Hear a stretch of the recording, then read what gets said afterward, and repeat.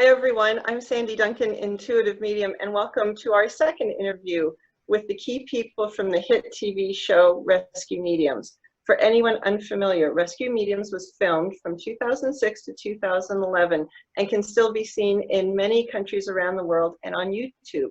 Mediums would go to people's homes throughout Canada who were experiencing disturbances by spirit and rescue them into the light. Today we're going to hear some more first-hand accounts and exciting stories of what it was like to be part of this groundbreaking show. Please help me welcome Edna Dargie, Director of Research, Michael Lamport, producer, writer, narrator, Jackie Alison, rescue medium, international clairvoyant medium, and psychic artist, and, are you ready? Alison Wynne Ryder, rescue medium, author of the book of Get It Right, The Quirky Medium, The Extraordinary Life of an Unlikely Clairvoyant. There you go, Alison, I got it right. Welcome. Thank you. So I think we're going to talk about arrivals today. Is that correct, Michael? Yes, I think that's what we were going to do, especially in this time of lockdown and no haircuts. We just do something that maybe like just, you know, sort of lightens the mood. Fantastic. Well, I guess I was probably the one most responsible for the arrival methodology that the rescue mediums went through. And I guess rather than, I'm trying to think how I came up with the different arrivals. And it's sort of hard to do that. But I do have a question for Jackie and for Alison. And that question is, was there an arrival that you two did that scared you more than going in to see the spirit? Oh my gosh. Oh, do you know what? All the arrivals were both fun and scary because we had no idea, did we, Alison, what even the arrival was going to be? No, we didn't. Not there. You know, but sometimes, you know, our guides would give us pointers, wouldn't they, Ali? Yeah. In the premonitions, we'd sometimes have, you know, little pointers from them about what was going to happen, you know. You know, like the freezer, you know, when we were in the freezer, we were in the back of that, the big truck. It was it was just a freezer truck. And we were in the back of that. And I think we had something on the premonitions, like an overwhelming feeling of cold. And we thought it was to do with the rescue, but it wasn't. It was to do with Yeah, I think that was Oakville, wasn't it? I think so, yeah. Yeah. I think the scariest one for me, and people will think I'm a right wuss, was, do you remember the wood truck? And they had to put a big ladder up the side of it. And then when we walked up the ladder, there was a massive drop into the truck. And the crew had to help me because, for one, I don't like heights. And I was thinking, how do we get from up here down there? And then we were whizzing along, like, I don't know what, so fast, holding on for dear life, with the cameraman clinging on the front. And oh my God, I think it was Stefan, I think. Yeah. Mm-hmm. And I don't know how the hell he stayed on there. I mean, we were quite safe standing up, holding on, but he was like just on the front of this thing, filming as he was going along. And the hearse as well, I found that really spooky. And I felt, sort of part of me was thinking, oh gosh, I really don't know about this. It just didn't feel right, you know? But when we got in there, we were on a roll with the jokes, weren't we, Jackie? We were. Alison, have you realised what you're doing at this moment? What?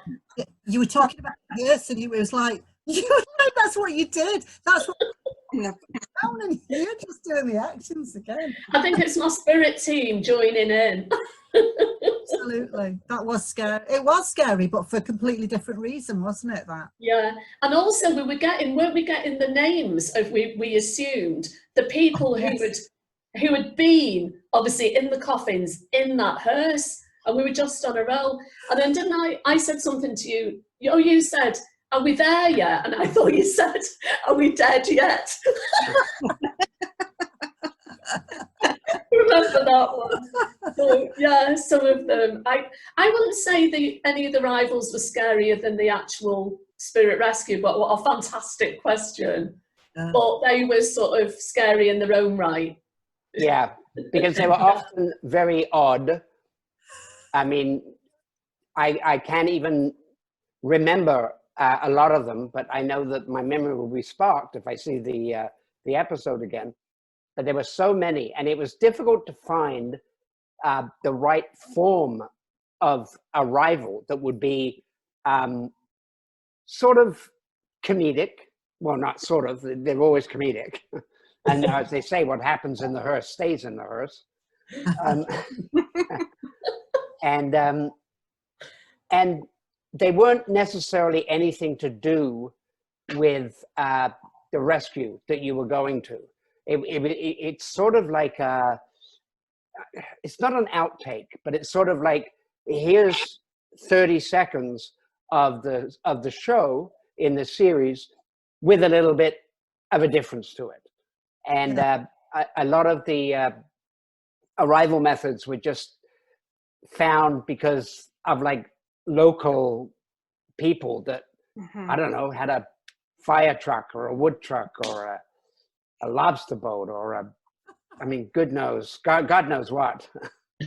Edna, were you ever a participant in finding out, finding some of the arrival methods for us? No. Did Michael share that with you beforehand?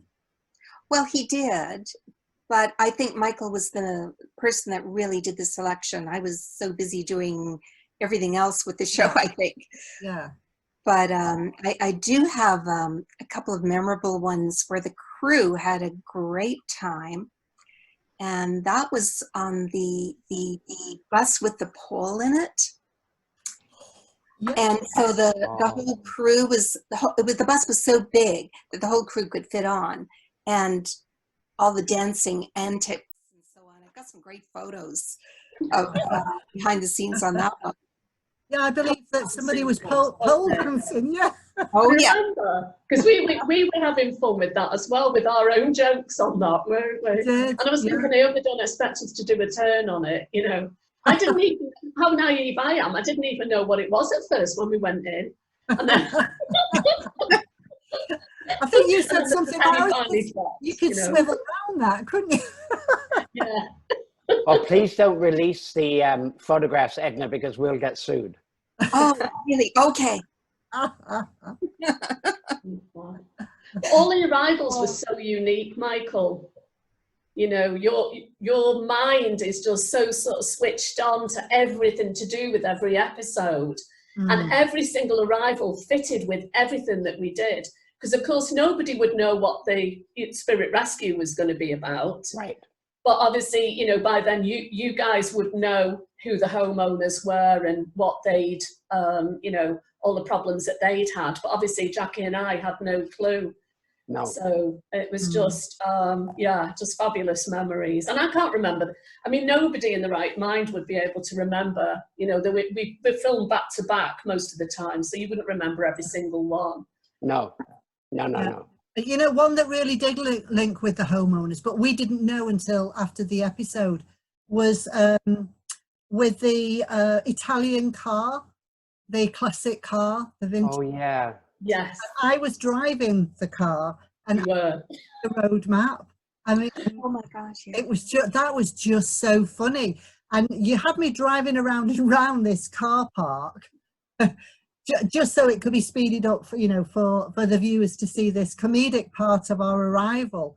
And what they didn't tell me or Alison was that this belonged to the homeowner, and I think there was only one of 80 in the world, this particular model of car. I mean, that's how precious it was. And they let me drive it. And even worse, they let Alison navigate. Well, thank God I wasn't driving. That's all I can say. I don't think anyone should have let me loose in that. I couldn't believe that. I think we had it upside down most of the time, didn't we? It was so funny. It was funny. Yeah, that was the Dane Avenue episode, wasn't it? Yeah, Joseph, wasn't it? Joseph, yes. Yeah. Oh, yeah. It was a great episode. It was good. That was They a were hard, weren't they? So Sandy, have you got any other specific questions that you want to ask? well, that car. It was a 1991 Nissan Figaro. Oh wow! So I had to look up, and the motto of that car, Michael, I was curious if you knew this ahead of time. The motto of the car, and it's emblazoned on the side, is ideal for the person who savors life. And I just thought that that was perfect for the rescue mediums. I did not know that at all, Sandy. Wow! Hmm. But how fitting. Yeah, very much so. Yeah. Wow. I thought, well, if it was chosen by accident, then it's a nice surprise. Well, it didn't have an accident, which is a better surprise. So the homeowner didn't end up crying. I don't know. So funny. What are your memories of arriving by camel? If Oh. in Bonneville, you arrived by camel. Oh my gosh! You know, I have a thing about hooves and teeth, whether they're horses, whether they're cattle, or whatever they are. So to learn that I was going to ride a camel that was quite scary, actually.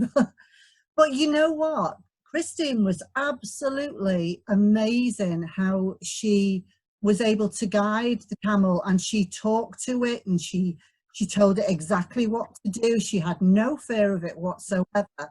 So she was perfect guiding the camel, and I was just sat there like the Queen of Sheba on the top, walking through the town. But it was most bizarre, you know, being on top of a camel, riding through the streets. It was a very strange feeling, but what a great way to arrive. It really Yeah. Now, I do, of course I know that, because we got the camel from, at that time, from the Bowmanville Zoo. But I can't remember if it was a dromedary or a Bactrian camel, one hump or two. Oh, I'd have to rewatch. Yeah, Yeah, I don't recall. But I do recall getting it from the Bowmanville Zoo. I think it was one. Ah, dromedary. It was one. But I know that we had to practice. I had to practice holding on while the camel was getting up and down. And that's scary. Do you think you're going to go completely over the top? Yeah. Well, that's why maybe what we should have done before that arrival is we should have watched Lawrence of Arabia a few times, because there's a lot of people that get on and off camels in that movie. Maybe the next time. Yes. Yeah, there is no gold in Aqaba.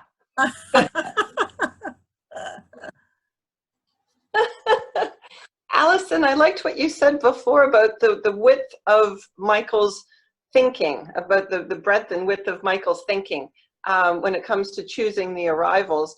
The next one that comes to my mind is you two, you know, flew, was it 4,500, 5,000 kilometers, whatever that is, and then you find you're going to do a rescue that you don't know where it's going to be, you don't know what's involved, and then they put you on toboggans in a snowstorm, and you go shooshing down a hill to fall off and be hysterical at the bottom. Incredible. Yeah, it was, yeah, I remember that one distinctly. We were wet through, weren't we? We were. And we had to be dried, our clothes had to be dried with hair dryers before we carried on, you know, with the filming and everything, because honestly, we kept falling off the things, but it was like going back to childhood. Honestly, it was just so much fun. And I think we banged into each other at one point, didn't we? Sort of collided and both fell off and then got back on again and then carried on. So these are the things, obviously, that the fans of the show don't see, you know, because it's only a couple of minutes sort of slot. But it was so much fun. Yeah. In fact, I don't think I ever slid down a snowy slope as a child on a toboggan. So that was a first for me. So that was like my inner child coming out to play, I think. But it was a good one. Brilliant. Well, Complete with I mean, sunlight. you both have been so wonderful with the arrivals, even if they seemed a bit weird. But you both just jumped into them and just went, yeah, okay. You know, I mean, and I remember as the producer in the Toboggan one as well, is me thinking, oh, for God's sake, what happens if there's a terrible accident? And then I let it go out of my head. I was like, no, there won't be. There won't be.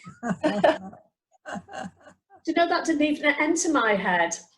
It's amazing, isn't it? It didn't even enter my head that there might be an accident, because those things could be lethal, couldn't they? Oh, yeah. And then we'd have the rescue mediums looking for the rescue mediums. Yeah, there you go. Oh, dear. And Michael, the ice cream truck, did you just hear an ice cream truck in the distance and say, that's a good idea? How did that happen? As I recall, yeah, I think Edna might be able to correct me on this, but I think I went up to an ice cream truck driver and said, could you help us out with this? I think we paid him a little bit of money and we all bought ice cream from him. I think that's what happened. I think you're right, Michael. Yeah, that was a very spontaneous Yeah, it was. and good arrival. Well, it's funny with the arrivals because you think, like, you know, so depending on what part of where you're filming, like what would be a good arrival for this area? Mhm. And I mean, if we were doing a Rescue Mediums episode in Egypt, the camel would have been good. A camel in Bowmanville is still good, but you know, that's not where they really live. But it's funny. I think exactly. I think that's the unique thing about it, is just everything was just hilarious in its own way. And, you know, the fans of the show love the arrivals, you know, because every single one is so different. Yeah. Even if we were walking, there'd be something unique within that as well, wouldn't there? You know, either we'd get lost, we're in a forest and we got lost, or Yep. remember Hamilton, the works, the drag queens. Oh, yes. Yes. Oh, that was one of the ones that I was thinking, that was one of my favourites. And what the fans of the show wouldn't know is, and we were lost in Hamilton. Then we ended up down an alleyway, didn't we? We did. And then we heard like click, clock behind us. And I thought it was a horse that had got loose or something. So we screamed and started running. And it was the two drag queens, and they were fantastic guys, weren't they? And they called with us, and it was just wonderful. But I just keep thinking, I really thought it was a horse on the loose. Do you know what? I was actually remember scared at that point. I remember that because I'd forgotten that, because we did not know that they were going to come up behind us. We were just told to walk down this alleyway, and you know, we would eventually come to the front of the, you know, the building. So we just do what we're told to do because we're good little girls like that. And we started walking, and we did, and it just sounded like somebody clopping, like the sound of a horse. It was really, it was funny. And when you look back now, you and you can see the shock and surprise on our faces when we. It's one of the good arrivals. Walking, because we did a lot of them just walking. I think the ones that really stands out for me is an early episode, and that is the ox. Oh yes. In Nova Scotia, and that was in a really heavy snowstorm. And Edna, you took quite a lot of photographs of us. I think the camera crew were in front in a vehicle that was moving with the back door open so they could film us in that way. And I think, Edna, you were, I don't know, were you in the vehicle with them? No, I was at the side of the road so I could get photos of the whole situation. Yeah. But I do remember that was a bit of a, weren't those oxen kind of gassy for you? Wasn't that a bit for both?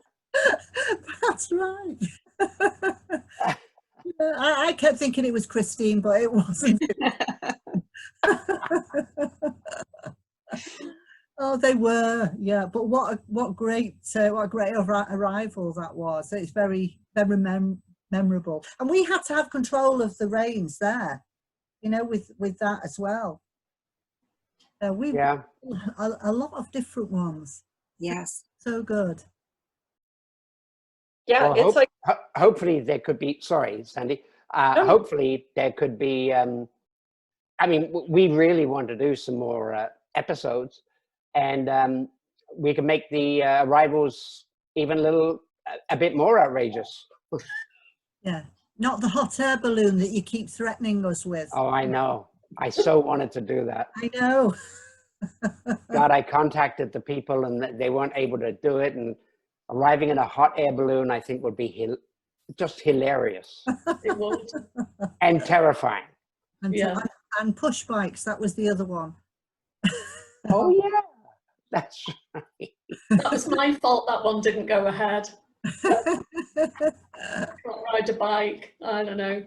I'd rather go in a hot air balloon than try and ride a bike, to be honest. But then we wouldn't know where we'd land, would we? We'd probably end up in a tree or something, no one knows. Yeah. We'd have to ask our guides to give us some hints before that one, I think, so as we'd know where we were going. that's funny. But I was just going to say that to me, Michael, the way you thought it out, the arrival was just like an arc for the whole episode. It's funny at the beginning, then it's serious, and then it all ends well. And that's the way the rescues went. You'd interview the people, that would be really friendly. It'd get kind of scary in the middle, and then it would always end well. So to me, the arrivals were like a little microcosm of the whole episode. Oh, that's interesting. Thank you, Sandy. That's very nice. And yeah, when I think back on each episode, not everyone, and Jackie, you can correct me if I'm wrong, but not every spirit was shown into the light. Some of them still hung around to protect the homeowner, or they just wanted to hang out. Yeah. You know? Yeah. No, that's true. Yeah. And then of course we've done a couple of cold cases as well. Lois Hannah and Yep. Rhonda Wilson.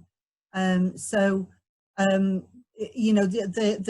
the flavor has to be different because we have to show more respect for those sorts of cases. But on the whole, the humor at the beginning and the cheers at the end is good because everything has to be light and shade. And when we work together, and Alison will and agree with me on this, is when we start to work with spirit, it's very serious because we take our work very seriously, and so we can get into some pretty dark moments. And so to have the humour, and we're both northern lasses, so we've got that northern English humour that we have throughout, because that's who we are. What you see is what you get with both of us, and so to be able to have humour at the end and then bring little snippets of it through, which is a natural thing for us, and to have the humour at the end with the cheers, that is a way of taking the viewer through this journey that we are experiencing as we're going along. So the humour is very necessary, I think, and it's great. I mean, you've come up with some fantastic arrivals and some amazing cheers as well. Well, maybe we can do one episode in the future about some of the cheers. But just echoing what you've just said, Jackie, about the missing people and Lois Hannah, I remember that we all thought that it would be completely inappropriate to do a comedic cheers at the end of that episode. And I still think that was the best decision that we made, because it's not funny, when somebody goes missing. And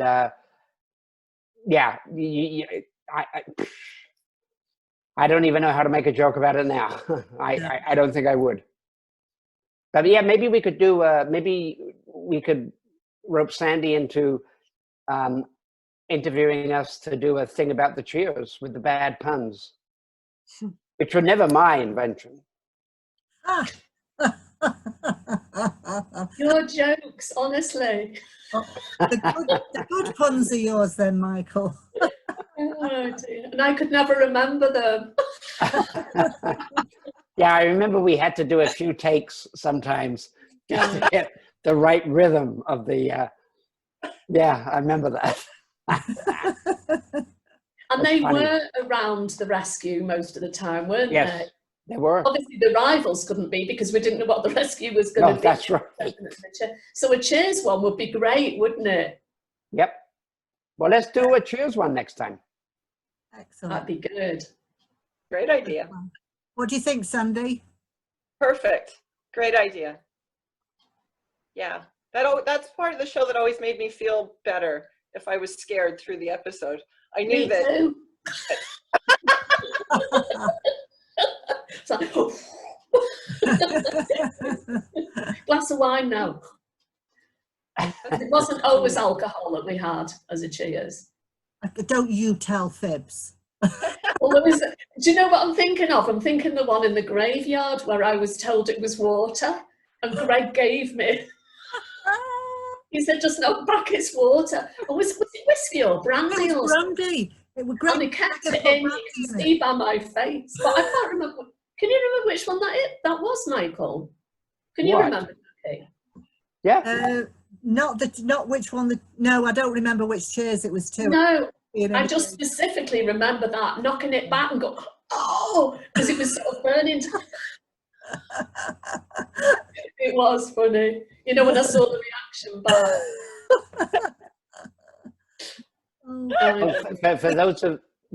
For those of you watching this, I can't dispute what Alison says, but I think there was only one episode that there wasn't real booze in the glasses. Well, you know, we'd finished the work then, you know, so spirit and spirit are all right to mix then at the end. Absolutely, yeah. High spirits at the end, definitely. But look, necessary. You know, those episodes were pretty intense. Yeah, they were. It was a good idea. It was a great idea. So maybe we can talk about the Cheers then in the next episode. Yep. Okay. Fantastic. So That's good. we're going to do a Cheers right now then. To everybody before we go. Cheers. Cheers. Cheers, everybody. Cheers. Thank you. Cheers, everyone. Help if it took the top off my water, wouldn't it? What are you? That's not water, Alison. It actually is. It won't be later. We'll be having a G&T later, but it's water. Yeah, I believe it. Thousands wouldn't. See you, everybody. Bye. Thank you. Bye. Thanks, everyone. Thank you. Bye. Bye.